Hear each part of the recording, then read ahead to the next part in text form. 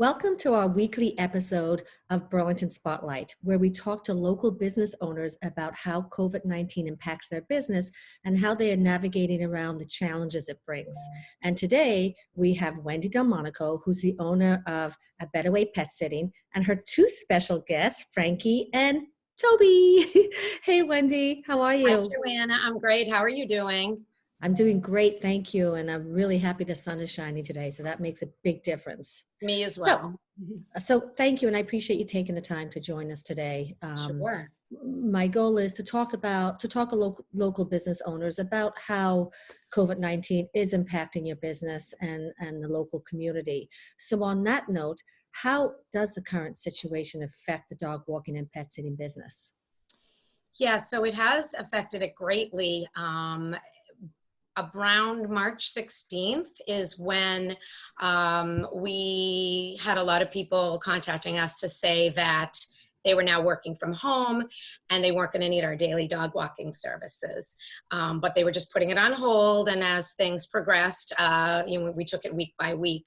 But the other part of our business, which is our vacation pet sitting business, really did come to a halt pretty quickly as air travel stopped and people weren't going on vacations. So they were canceling their vacation trips for the foreseeable future. Yeah, I'm sure it's impacted everybody in some way, shape, form, or manner, and especially their pets as well.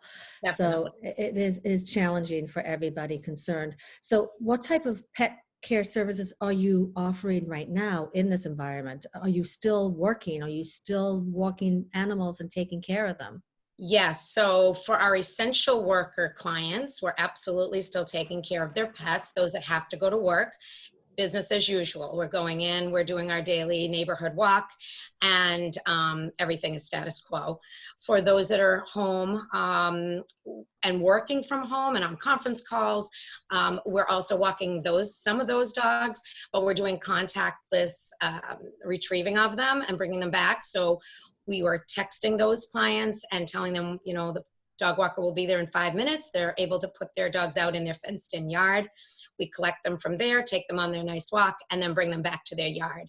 And then we're washing down leashes and all of that. So we're making it very easy to continue business that way. That's wonderful. And so we hear a lot of talk about how this virus is affecting all of us as humans, both emotionally and physically. Just ignore my phone.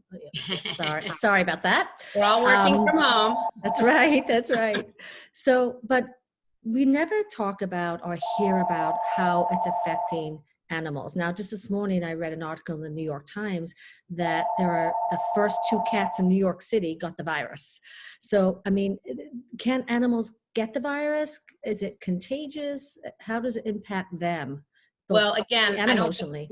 I don't think they know enough about those couple of cats, whether they were outdoor cats, I'm assuming, who are much more vulnerable to picking up all kinds of illnesses. So until we hear more about that, I haven't heard of any animals being affected by the virus. Yeah. But I can talk about emotionally what I think about animals and how they're responding to what's going on now. Pets that are used to being home alone all day while their owners are at work or at school are now having a party because everybody's around giving them so much attention, and a lot of them are loving it because they have people with them 24/7. Some who are older are like, oh, just let me take a rest and leave people because it's too much attention. Yeah. So, we're finding that there's going to be definitely a reentry phase for the pets as well when people go back to work. So on that note, the reentry phase, how is that going to be? Because like you said, these pets are, getting so much attention. So, Yep. How is it going to affect these pets when the house is empty? Kids go back to school, parents are back to work, and now the pet's left alone. Right. How does that impact the pet?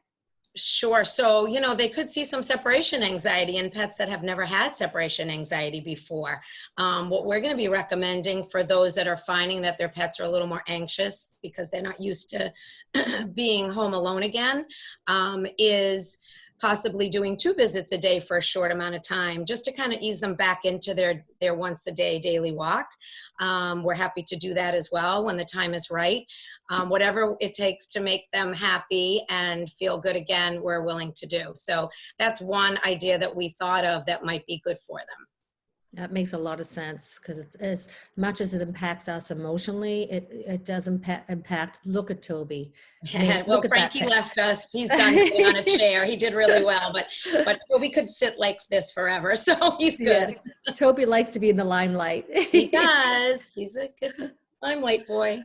So, do this is obviously going to rebound at some point, hopefully sooner than later. Yes. Do you expect your business to get very busy? What do you think will happen with your business as we start to transition opening into reality? Yes, I definitely am anticipating a pretty quick rebound for us, because once people go back to work, they need their animals taken care of again. And once people start to travel again, the vacationers are all going to want to go and take those vacations that they missed. So we are expecting once it starts, for the floodgates to open, and we will be quite busy again, which it'll be a wonderful thing for us to be. Right. And so just like hair salons, nail salons, hairdressers, everybody, they're going to get slammed with appointments, and then we'll all be on wait lists again. Right, So right. what do you think is going to happen with your business? Like, what do you recommend to anybody listening to this as to, should they be making appointments with you now for June or July? And if, of course, if it has to get extended out or rescheduled, it can. But what are you recommending to pet owners now when they have to start transitioning, going back to work? Yes, so our regular everyday clients, we're in constant touch with them, and they know that their spots are being held for them. And as soon as they go back to work, their spots will be there again. The time frame that they had for those daily walks will be there for them, no problem. For new people, we do a pet consult before we take on any new clients. And although we've not been doing as many of those, we have done a few for emergency situations where people have needed care for their pets, and we've been able to do that following social distancing by doing those outside, 6 feet apart. We're still able to see them, meet their pets. We're sending all the paperwork over to them through email so they can fill it out and send it back to us, so they don't have to do that in person with us.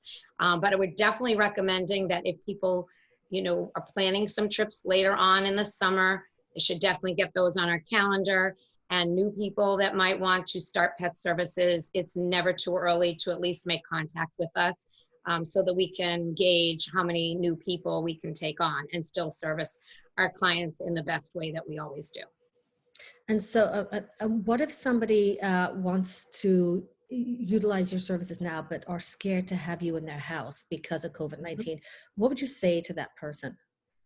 So we're taking precautions. Our dog walkers are all wearing gloves and masks and wiping down leashes and any surfaces that they touch when they go in.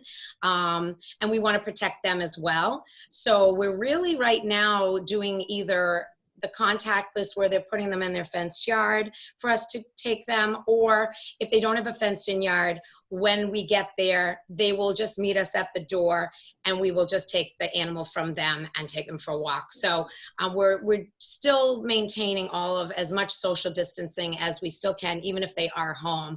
We do have some elderly and disabled clients that absolutely still need our services.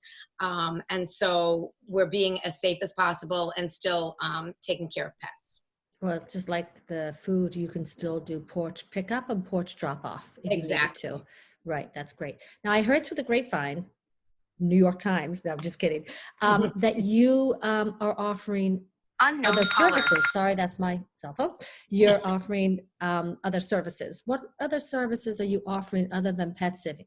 Yes. So right now, our beginnings 14 years ago is that I started as an errand and concierge service, and pet sitting was one of the duties. And then when the pet sitting after about a year really took off, we kind of dropped the errand and concierge work.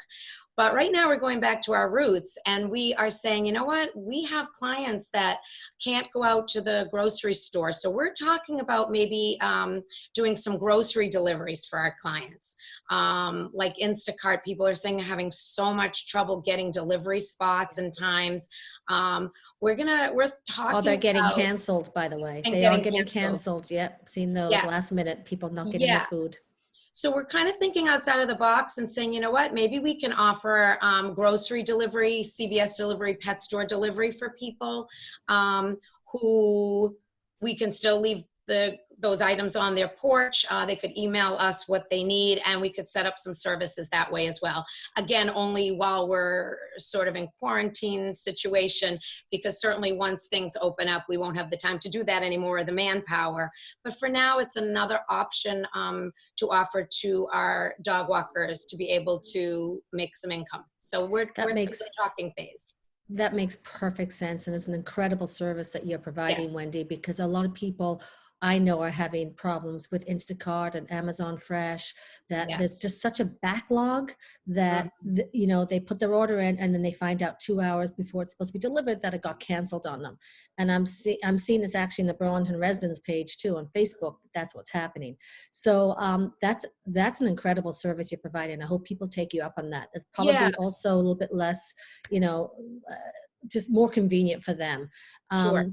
So yeah, I want to wrap this up. So how can people get in touch with you for pet sitting or for food shopping or for whatever type of errand they may need for CVS pickup or whatever? How can they, what's the best way for them to get in touch with you? Sure. So I'll give you our contact information. So our phone, by either phone call or text, is 339, excuse me, 234 1200. And we also could be reached by email, which is abwerrands@rcn.com. And our website, if people want to go on and check us out there, is www.abwpets.com. Thank you, Wendy. I can't thank you enough. I think you are providing an excellent service to our community. I hope they take you up on your additional service that you're providing. And I wish you and your employees luck through this quarantine that we're all living in. I know that you have some staff that are not working, and I'm sure there are plenty standing by just waiting to get some more work. So if we can help you in any way, please let us know. In the meantime, everybody stay safe, stay healthy out there, and please stay home. Thank you. Thank you, Joanna. It was a pleasure. Thank you.